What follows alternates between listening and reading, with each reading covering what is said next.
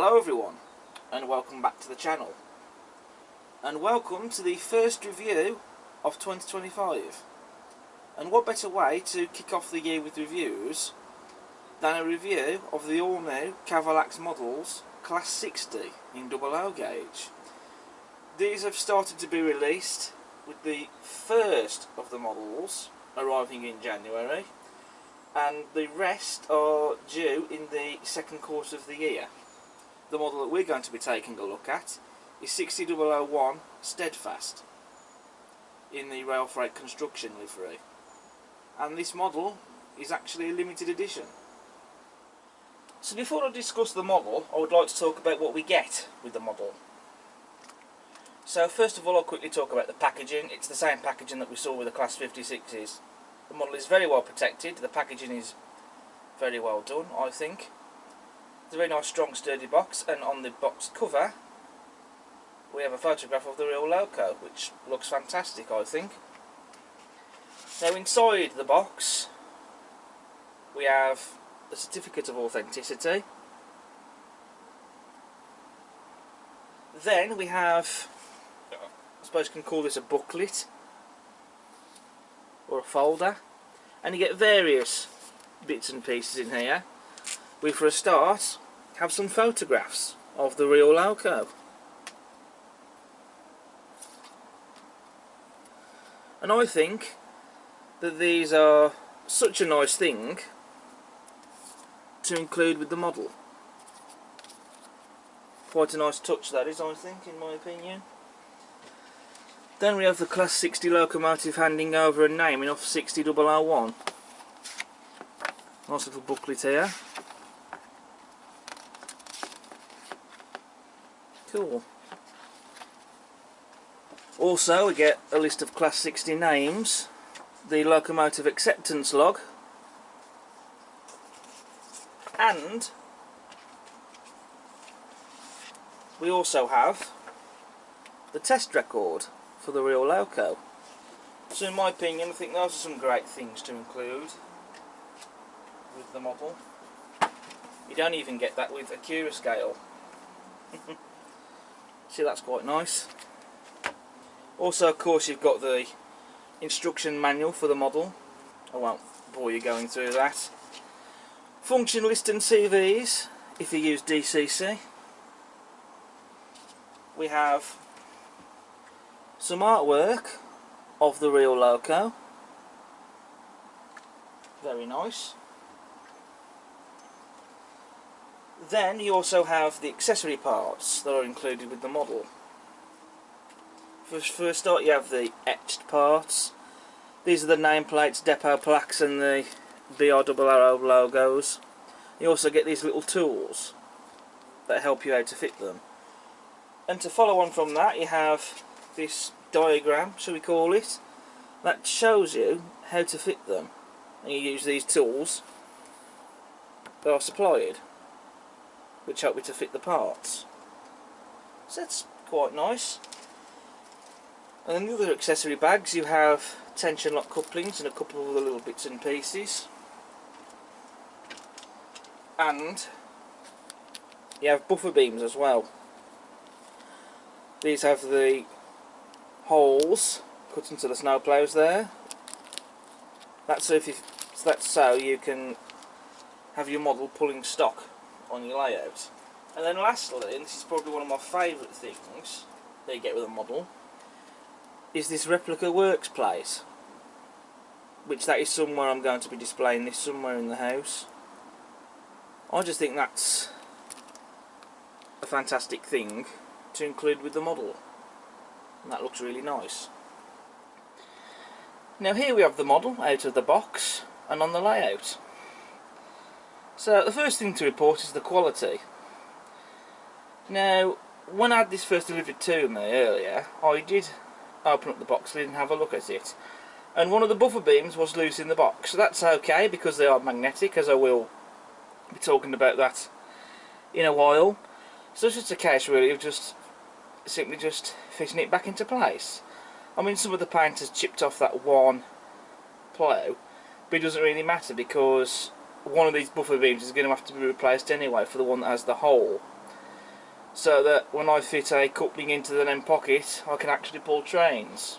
And I could actually in theory swap the buffer beams over on this loco, so it's not really a big deal. But more importantly though, it's not just very well built, it also actually runs as well, and it really does run smooth. It is a little bit noisy, but I have also ran this model in, so that's ensured that the model has been ran in, so now it should be running fine. And also, you know, over time it might quieten up a bit as well when it's had even more running. But yeah, as far as I'm concerned, I think it's a great looking model. So now we need to make a start with the detail. So firstly, I would like to ask, does this model look like a Class 60? Is this accurate? And the answer to that is yes. I've looked at the photos, especially the photos that you get with this model in that pack that I showed you earlier. I've been looking at the photos and I can't see anything that they've missed off or anything that doesn't look right. It looks exactly like a Class 60. In other words, you could mistake this for the real thing having been put into a giant shrinking machine, and then it's been shrunk down to the size of a 00 gauge model. They really have captured the look and proportions of the Class 60 spot on. As far as I'm concerned, it looks like a tug, and how it should look. Now, I will talk about the lighting. So this model comes fitted with working directional lighting, of course, as you would expect. We also have interior lighting in the cab as well. Now in some of these Class 60 models you also get engine room lighting as well, but I don't believe that this particular model has it, because I believe the engine room lighting was a modification that was done to the locos in operation with DC Rail, and perhaps I think even DB Schenker as well. So I don't think that the Class 60s, when they were first built, such as this one, had the engine room lighting. I could be wrong. If I am wrong, I'm sure someone will correct me in the comments. But it does say in the instruction manual, in the part where it talks about the lighting, it says, from independently controlled tail lights, engine room lighting and headlight illumination before the loco moves, as per the prototype, where the driver selects forward on the reverser and the headlight comes on, to the new LED BMAC modification as fitted to DC Rail's Class 60 fleet. So I expect that that wouldn't be included on these locos when they were first built in the BR days. So on the front of the loco we have separately fitted air horns, separately fitted wipers, as well as a handrail, again separately fitted, and a lamp iron. Then on the buffer beam you have some nice detail fitted, such as the air pipes and dummy screw link coupling. Now I really do like the innovative feature that Cavalex has done with the Class 60.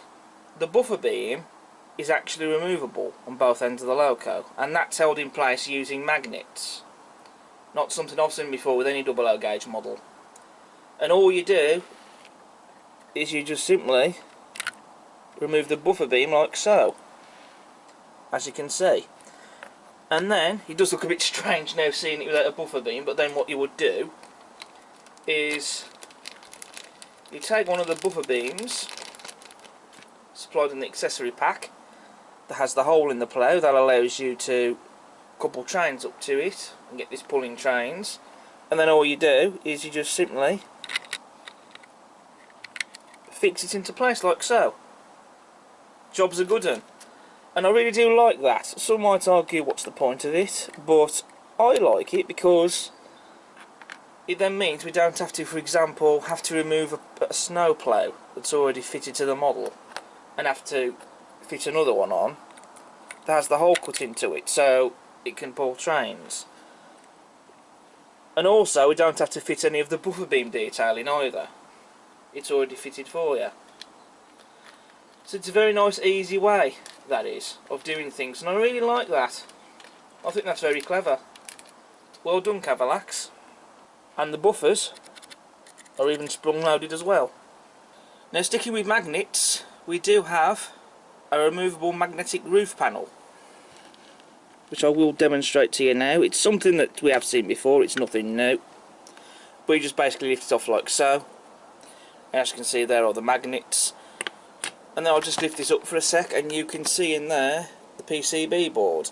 And that is basically so that you can fit a DCC decoder. They also tell you how to remove the body as well on this model, which is just held in place with clips. But that is how you remove the roof panel. So that's nice, easy access for DCC users. Not that that's going to matter to me because I don't use DCC, but it's a feature that's there. We also get separately fitted handrails as well by the doors. And just look at all the separately fitted detail on the bogie as well. You've got separately fitted steps, you've got all that pipe work there, etc. And the pipe work is also picked out and painted. And I'll just show you the cab interior detail. Very well done, and it's all painted.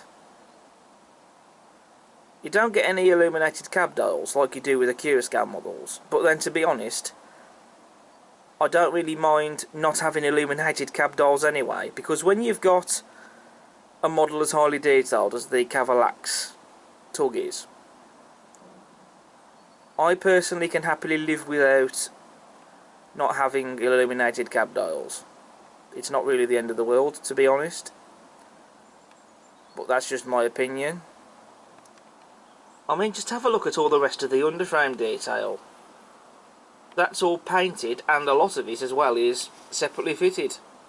I don't think there's going to be very many moulded details on here apart from things like rivets and perhaps the fuel tank dial there, but there is a larger wealth of separately fitted and painted details on this model, on the underframe.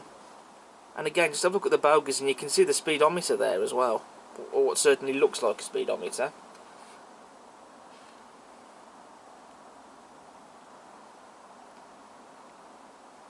And that detail is just stunning.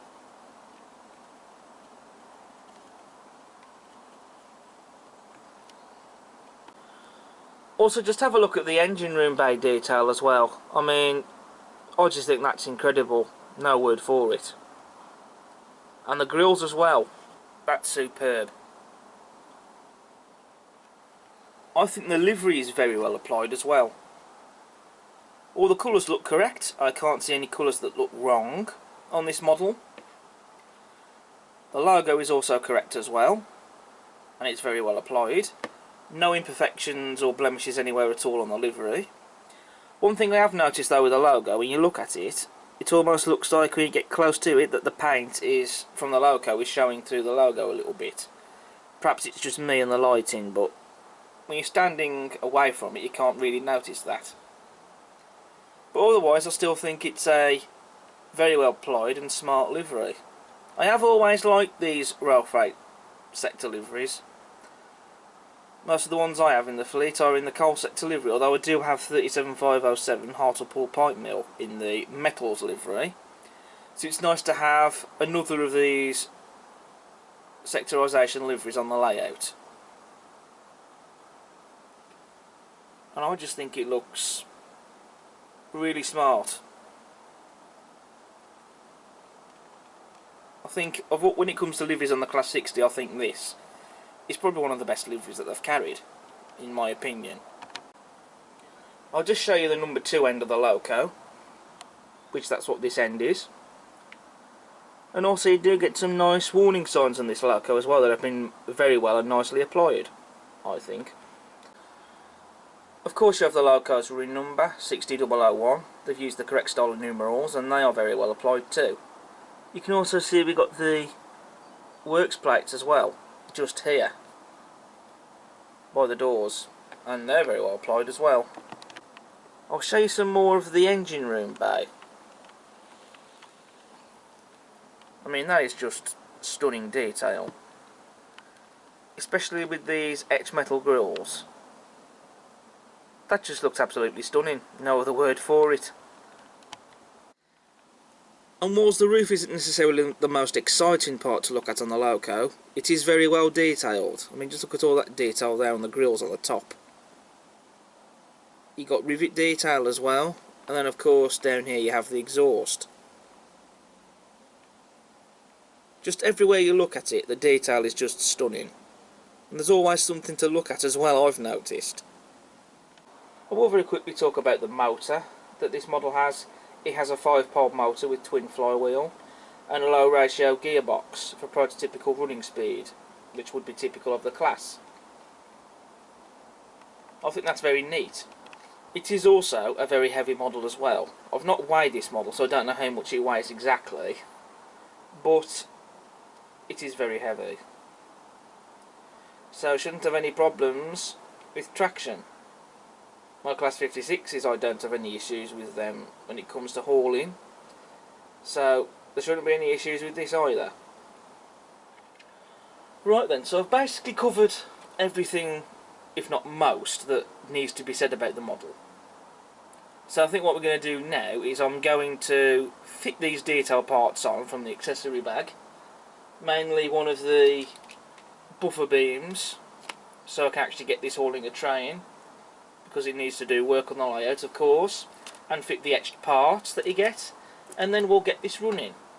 Now, instead of getting a freight train beyond this loco, and you shall be seeing that in other videos, for this video I've decided to do something a little bit different, because I have seen photos on the internet of this particular loco, 60001 Steadfast, hauling RTC coaches. That was when it was on test, so I've decided to try and recreate one of the formations of that on the layout, because then it looks like that the loco has just been built and it's on test, recreated in model form. I think that's going to be most appropriate as well, especially for this video that's basically showcasing and showing off the model and doing a review on it. So for its first proper run hauling anything, it's going to be a test train. I think that'll be quite cool. Right, so I've added the etched parts to the model. I've fitted the double arrow logos that in reality were made of stainless steel, as well as the Steadfast nameplates and the depot plaques. I think they really set the model off nicely, and I've fitted them to both sides. And then what I've done is on the number 2 end I've fitted in the buffer beam that has the hole in the plough.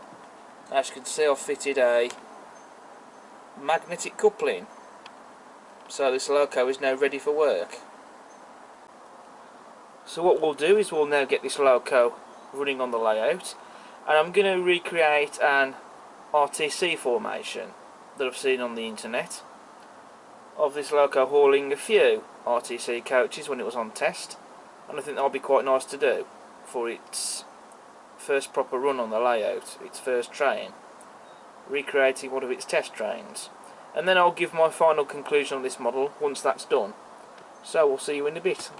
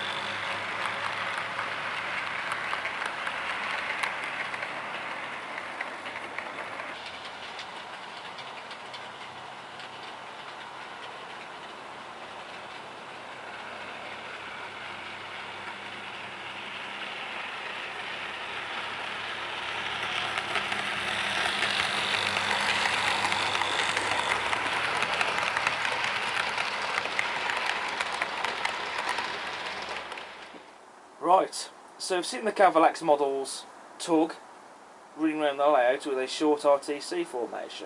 As I've already said, this is something that I've recreated in model form from a photo I saw on the internet. If you just go onto Google and go onto images and type in 60001 Steadfast and scroll down, you will see an image of this loco hauling this formation that I've recreated.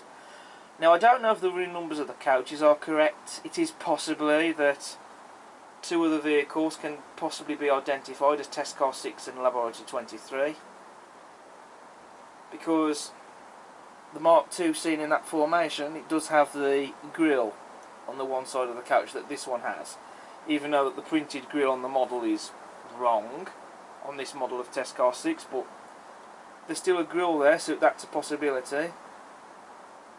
I can't say with exact certainty though, but I think that's a possibility that two of the coaches can possibly be identified. But regardless, in terms of the types of coaches and the liveries, they're pretty much bang on from the photo that I've seen. Now, as for the model, what can I personally say about the Cavalex Models Class 60? I think you all know where this is going. Personally, I've got nothing bad to say about it. It was noisy when I first bought it, but to be fair, after running in, it's freed up. It is still slightly a little bit noisy, but nothing to worry about, I don't think, because it doesn't seem to affect the quality of it running. It doesn't affect the way it performs in any way at all, so there we go. I don't think it's anything to really worry about, if I'm honest. But overall, I just think the Cavalex Models Class 60, it's just absolutely superb. There is still the Akira Scale Class 60 to come, but personally, I think the Akira Scale model will be doing well to beat the Cavalex one. You know, it's got stunning detail, not to mention the innovative features it's got on there, not to mention just the quality in general and the way it runs and the accuracy that's gone into it. It's just an absolutely gorgeous model. Not saying that the Akira Scale Class 60 won't be, but I personally thought that the Cavalex Class 56, in terms of British RTR locomotive models, that was, in my opinion, one of the best, if not the best, that we've seen. And the Class 60, it follows the footsteps of that. It really does. And I can also safely say that, especially with the direction I'm going in the fleet, which I'm happily going in, with more diesels, electrics and units joining the fleet and less steam, and there will still be some more things being moved on. In future, it's only going to be anything steam-wise, anything that I can justify, or anything that I'm absolutely really interested in, to be honest. Just something I like, but there we go. But there'll definitely be some more Class 60s joining the fleet, guaranteed. I don't know yet if there's going to be any of the Akira Scale ones joining. Possibly, we'll wait and see. I have got a Hornby Class 60 mainline livery, which I will hang on to until either Cavalex or Akira Scale decide to announce a 60 in that livery.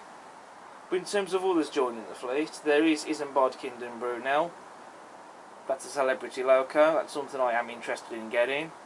I also would like a load haul livery tug as well, and possibly an EWS livery as well. I don't know, we'll see about the EWS one, but it is something that I am tempted. Those are the liveries that I would like to get next, so I think there'll definitely be some more of these Cavalex 60s joining. Who knows, perhaps maybe even an Akira Scale one, but we'll wait and see on that. But as for the Cavalex Class 60, highly recommended by me. I think that this is a contender for a Model of the Year award. Definitely well worth the money.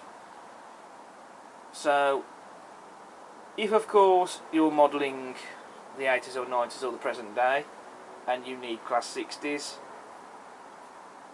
I can highly recommend without a shadow of any doubt the Cavalex Models Class 60. And if anyone out there is interested in getting one of these, regardless, I give it the thumbs up. Go ahead and buy. So that's it then for my review of the Cavalex Models Class 60. Thank you all so much for watching this review, and I hope you enjoyed it. As ever, if you like what you see, please do subscribe to the channel. It will not cost you anything. Also, don't forget to hit the like button and maybe leave a comment. Do any of you have a Cavalex Class 60, and what did you make of it if you own one. And also do feel free to check out all my other videos that I have on the channel. But until next time, I shall see you again soon. Bye for now.